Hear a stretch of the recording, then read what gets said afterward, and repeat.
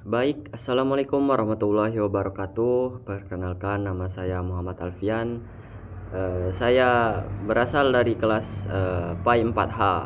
Di sini saya akan membuat video untuk menjawab soal UAS dari mata kuliah Fikih Muamalah. Untuk pertanyaan yang pertama yaitu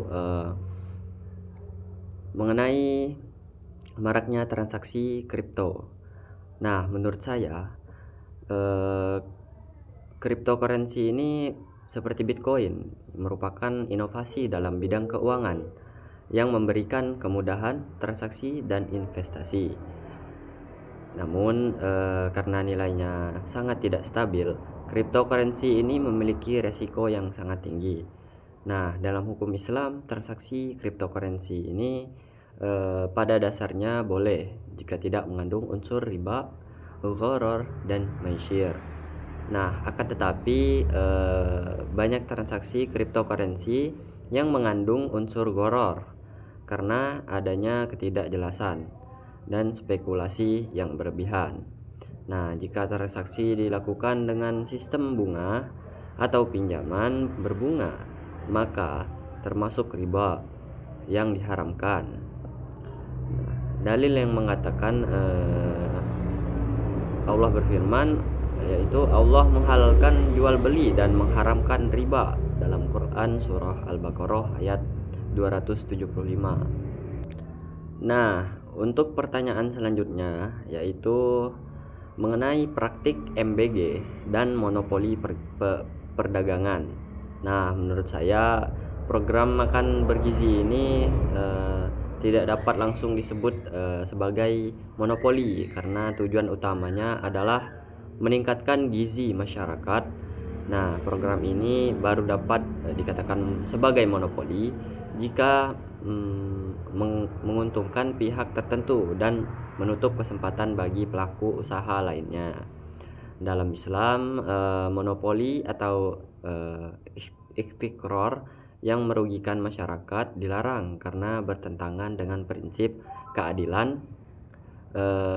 Hadis yang mengatakan hadis yang mengatakan barang siapa yang melakukan penimbunan maka ia akan berdosa. Hadis riwayat Muslim.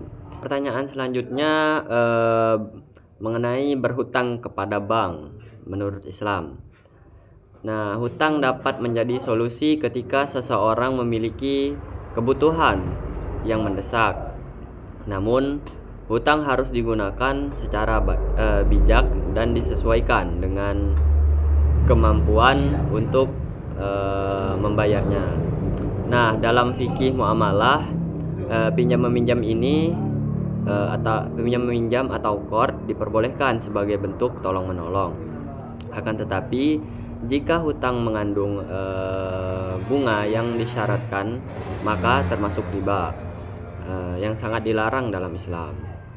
Nah, dalil yang mengatakan yang terkait dengan hal tersebut yaitu siapakah yang mau memberi pinjaman kepada Allah dengan pinjaman yang baik dalam surah Al-Baqarah ayat 245. Selanjutnya yaitu mengenai sedekah di media sosial. Menurut saya membagikan kegiatan sedekah di media sosial boleh dilakukan jika tujuannya untuk mengajak orang lain berbuat kebaikan. Namun, jika bertujuan mencari pujian atau popularitas, maka dapat termasuk riya.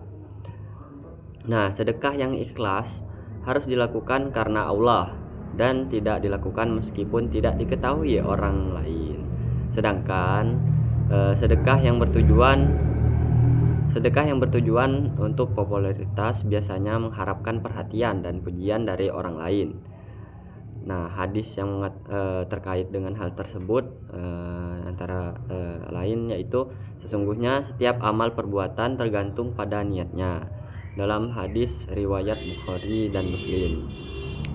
Nah, dengan demikian yang paling penting dalam bersedekah adalah menjaga niat agar tetap ikhlas karena Allah Subhanahu wa taala. Sekian dari jawaban saya. Wassalamualaikum warahmatullahi wabarakatuh.